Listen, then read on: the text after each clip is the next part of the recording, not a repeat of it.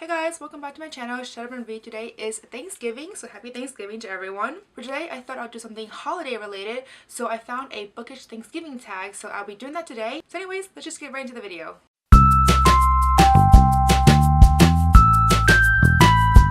So this tag was created by Fangirl City. I'll link their original video down below for you to check it out. So there are 10 questions for this book tag. I'll just be reading them off my phone. The first question is bread.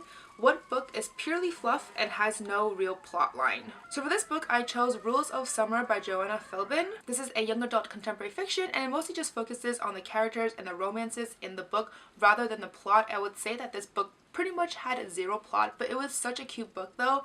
I really enjoyed it. Question number 2. Turkey. What book made you want to fall asleep? So for this question, I picked The Library at the Edge of the World by Felicity Hayes McCoy. I feel like I've discussed this book a few times now and basically just complained about how dry and boring this book was because it was literally that. The biggest issue for me for that book was that I couldn't relate to the main character at all. She was a 40-50-year-old lady who recently got divorced and moved back to her hometown in Ireland, and the book just discusses about her new job as a librarian. Something happens and I believe the county was trying to shut it down. So the book just really focused on her attempt in trying to save the library, and honestly this book was just so dry, so boring, and maybe because I couldn't relate to the character at all, I just thought the plot in general was also really slow. So this book, yeah, no, definitely not the book for me. Question number 3, Gravy. What book makes the whole series worth reading? For this question, I decided to pick Crazy Rich Asians by Kevin Kwan. I do have this book, but I brought it to LA, so I don't have it with me on hand anymore. So maybe I'm kind of cheating on this book, but I only read the first book, but I can already tell that this first book is so worth it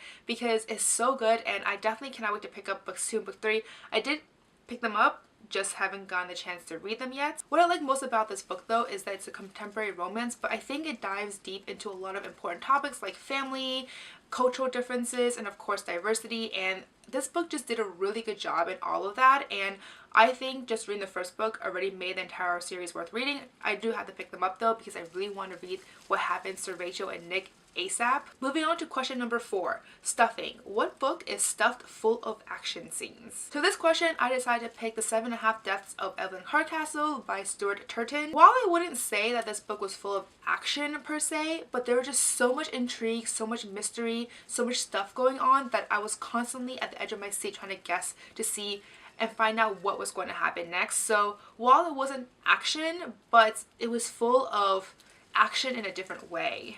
Question number 5, mashed potatoes. What book looked good and then wasn't? So for this one, I think I have an unpopular opinions, but I picked Sky in the Deep by Adrienne Young. The cover looked amazing, but the thing is, I think this book was incredibly overhyped. The plot sounded really promising, but I would have to admit that the execution of it was very lacking. Honestly, I would say that everything about this book lacked a lot of depth and a lot of appeal. For example, the characters were not appealing at all, and the romance that developed in the book actually took away from my experience, which is never a good thing. I think if the romance wasn't there, I might have liked the characters a little bit more. In terms of the plot though, it was also incredibly lacking because yes, there was a lot of action. I mean, there was tons of action, but the thing is, I feel like the synopsis actually gave away everything for the book, so it actually ended up becoming very predictable for me. So yeah, that book was not the greatest. I mean, I definitely give it kudos for trying to have, like, you know, female power, because I think that was one of the points that it was trying to drive, but for me it just kind of fell flat and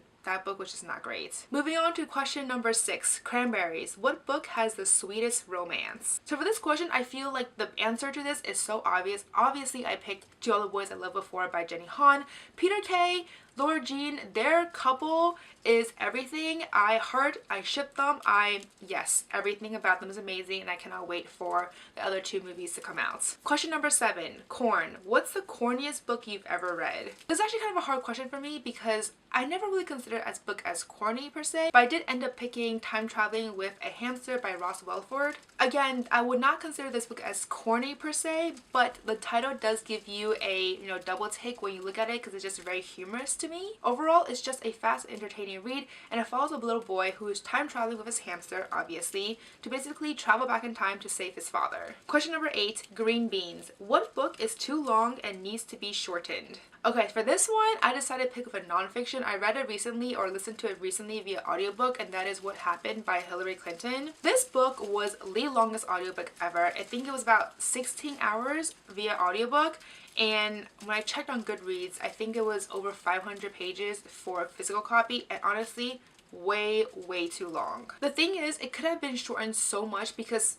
in some parts, Hillary started to repeat herself over and over again. She would highlight, the main points, and then she would go into details for every single little thing. But the thing is, when she highlights the main points already, she already discusses them all. She just goes into like the nitty-gritty details for every little part afterwards. So a lot of the main concepts, you just keep hearing her repeat over and over again. A lot of what happened, you hear her repeat the same story, the same issue, etc., etc., and it just got really tiresome after a while because it felt like she just kept repeating herself, and 16 hours of that is no fun, guys. Like, it could have been shortened by so much. Question number 9, pumpkin pie. What book would you read to get out of a reading slump? So this is another question that I had difficulty with because I don't usually reread books. I try to not reread ever because there's always so many new books coming out, and I prefer to keep my reading like fresh and not reread. So because of that, I don't really have a go-to when it comes to getting out of reading slumps because I have no rereads. But I guess if I did have a reading slump, I would pick something light and fluffy. So for this question, I decided to go with To All the Boy That Loved Before by Jenny Han because, again, light and fluffy. Question number 10, dog/cat. What's your favorite Thanksgiving food that you would steal from the table? This is such an easy question for me. This is definitely stuffing or dressing. I thought they were the same thing, but according to my friend, they're apparently very different. Dressing is something you can make by itself. Stuffing, you actually have to stuff in the turkey, so I don't know. I mean, I thought they're the same. If not stuffing, then I would go for mashed potatoes. I love mashed potatoes, especially if it's like done really well and it's creamy. Oh my god. Did I ever mention that Thanksgiving is my favorite holiday just because of all the food you can eat? Yeah. So anyways, this was a pretty fast and fun book tag. I don't usually do such short book tags like this because I usually get into more into details with the books and whatnot, but I think for the sake of Thanksgiving, I don't want to have such a long video because I'm sure you guys all have things to do, parties to go to, dinners to go to, etc. So that's all I have to say for this video. Let me know down below if you agree with any of the choices that I made. But as always, if you like this video, please give me a thumbs up and subscribe down below. Don't forget to follow me on Twitter, Facebook, and Instagram. That's it for today, guys. Thank you. Bye!